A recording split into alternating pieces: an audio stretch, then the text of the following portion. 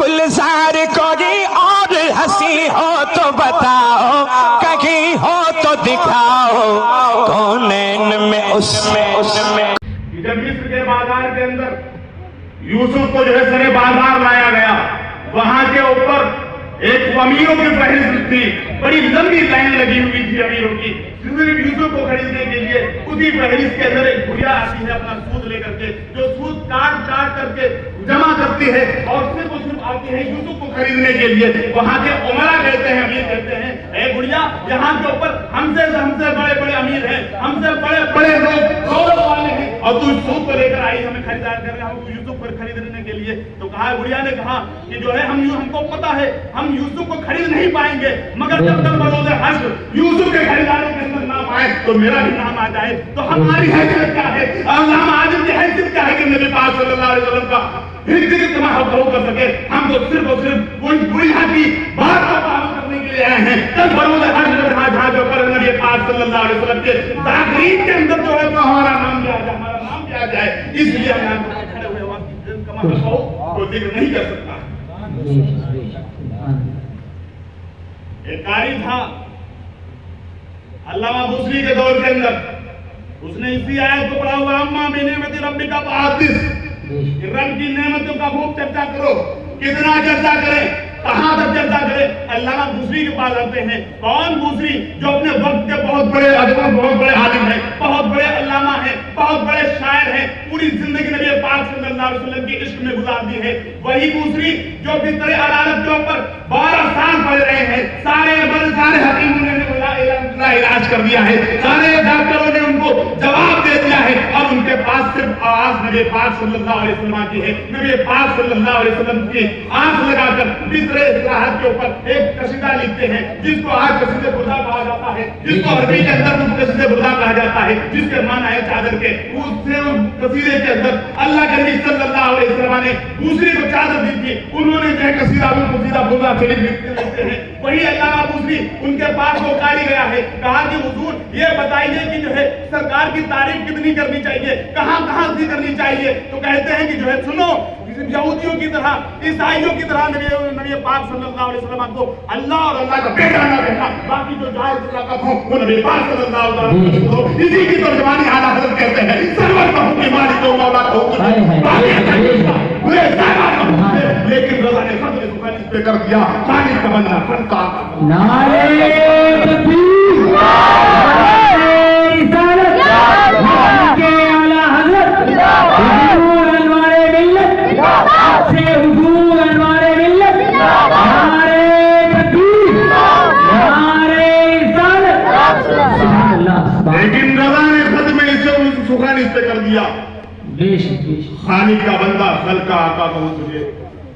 ابھی میں اس آیت کریم کریمہ کی تلاوت کر فرماتا ہے وَعَمَّا بِنِعْمَتِ رَبِّكَ فَحَدِّثْ، اپنے رب کی نعمت کا خوب چرچا کرو۔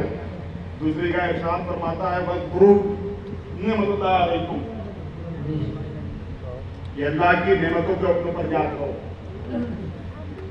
اب کون سی نعمتوں کو ہم یاد کریں؟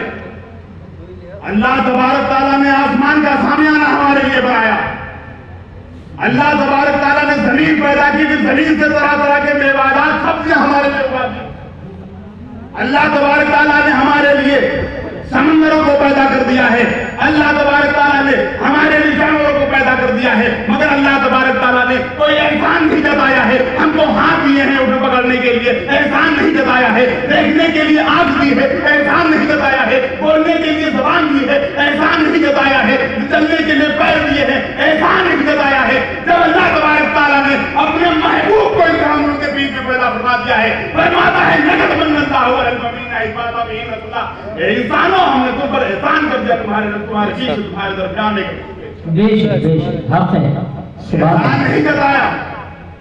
تو ہم ذکر اسی کا کریں گے، اس لیے کہ جو ہے احادیث کے مطابق اور تمام محدثین کے مطابق ہمارے نزدیک اہل سنت والجماعت کے نزدیک سب سے بڑی نعمت نبی پاک صلی اللہ علیہ وسلم۔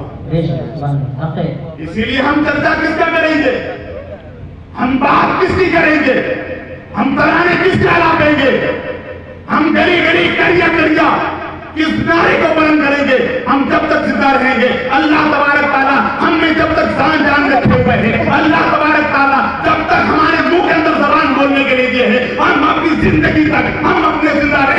नबी पाक सल्लल्लाहु अलैहि वसल्लम की बात करते रहेंगे। कोई भी गुस्ताख खड़ा हो जाए, कोई भी जो है गली गली चौराहे चौराहे के ऊपर तबलीग करने वाला खड़ा हो जाए, नबी पाक सल्लल्लाहु अलैहि वसल्लम के जिक्र को घटाने के लिए खड़ा हो जाए, नबी पाक सल्लल्लाहु अलैहि वसल्लम के जिक्र को कभी कोई घटा नहीं सकता है। अगर नबी पाक सल्लल्लाहु अलैहि वसल्लम का जिक्र घटाना है तो पहले आसमान को मिटाओ, नबी पाक सल्लल्लाहु अलैहि वसल्लम के जिक्र को मिटाना है जमीन को मिटाओ, नबी पाक सल्लल्लाहु अलैहि वसल्लम के जिक्र को मिटाना है आसमानों को मिटाओ, नबी पाक सल्लल्लाहु अलैहि वसल्लम के जिक्र को मिटाना है तो पहले रब को मिटाओ, रब को मिटाना नमकीन सुभान अल्लाह हो जाता है।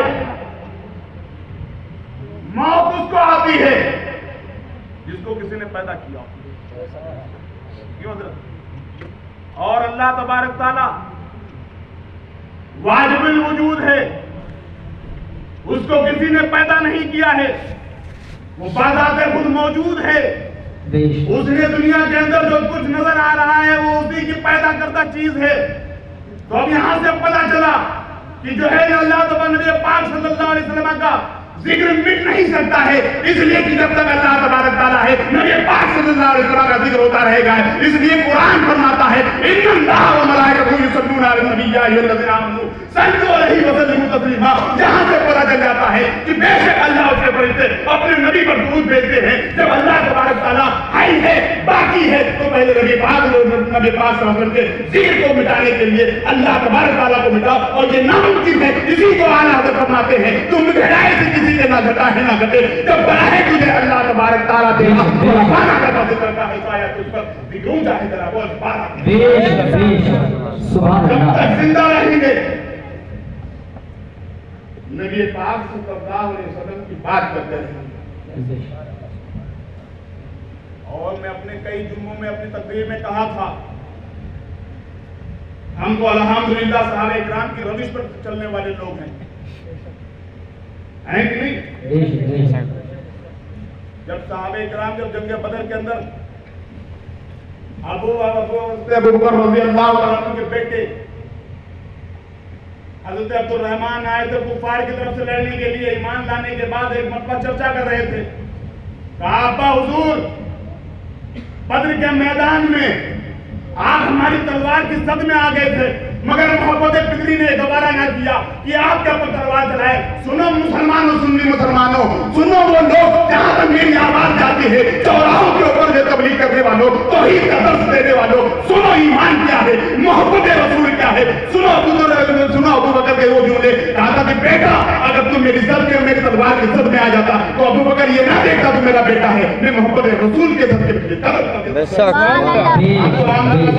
के रविश के उल्लंघन करने वाले लोग हैं, चलने वाले लोग हैं। और हमने अपनी तकरीर के अंदर कहा था अगर नबी पाक सल्लल्लाहु अलैहि वसल्लम की इज्जत की बात आए, नबी पाक सल्लल्लाहु अलैहि वसल्लम की नामूस की बात आए तो फैजान कादिर बाद में निकलेगा, फैजान कादिर के भाई और बेटे पहले निकलेंगे, मैं बाद में निकलूंगा। इसी को कहा जाता है ईमान, इसी को कहा जाता है।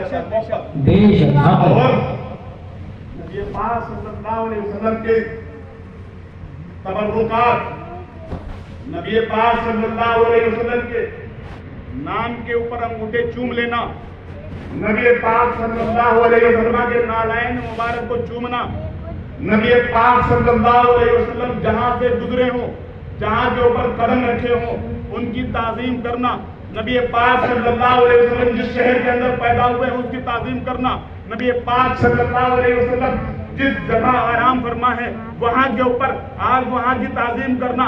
और ये हमारा कहना नहीं है, कुरान फरमाता है ला तरफऊ अस्वातकुम फौका सौतिन नबी, एक आग की नबी की नबी के शहर के अंदर अपनी आवाजों को बुलंद ना करो। और जहां सरकार पैदा हुए वहां की कसम रब तबारक तआला फरमाता है ला उक़सिमु बिहाज़िल बलद, हमारी हैसियत क्या है कि नबी पाक सल्लल्लाहु अलैहि वसल्लम की बात करें। इसलिए कि जो है अल्लामा शामी ने कहा था कि अगर पूरी दुनिया के तमाम पूरी दुनिया के दरख्तों को कलम बना लिया जाए, पूरी दुनिया के समंदरों को रोशनाई बना लिया जाए, पूरी दुनिया की जमीन को किरदार कागज बना लिया जाए, तब जो है नबी पाक सल्लल्लाहु अलैहि वसल्लम की तौसीफ करने बैठे, नबी पाक सल्लल्लाहु अलैहि वसल्लम की सताइश करने के लिए बैठे तो किस्सा सिनेमेट के रहने पर आता है हजार बार हशुएं बहन जब उसको उलाद खुनूस ना जमाल के अगर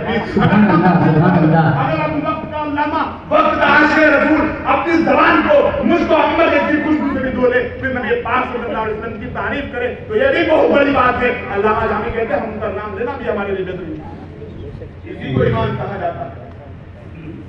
اور مزید کہنے کی ضرورت نہیں، اس لیے کہ ابھی ہم سے پہلے ہمارے برادر اصغر حافظ ذیشان صاحب صاحب اور حافظ ایوب صاحب نے بہت جو ہے میراث کے اوپر بولا. اب ہمارے بعد بہت ہی بہترین خطاب سماعت فرمائیں گے اور ہماری تقریروں کے اوپر لوگ سنتے ہی رہتے ہیں گلی گلی کریا کریا. مزید کہنے کی ضرورت نہیں ہے. ایک وعدہ کریے اس مجلس کے اندر اور ساتھ میں تحیہ بھی کریے. تحیہ کریے کس بات پر؟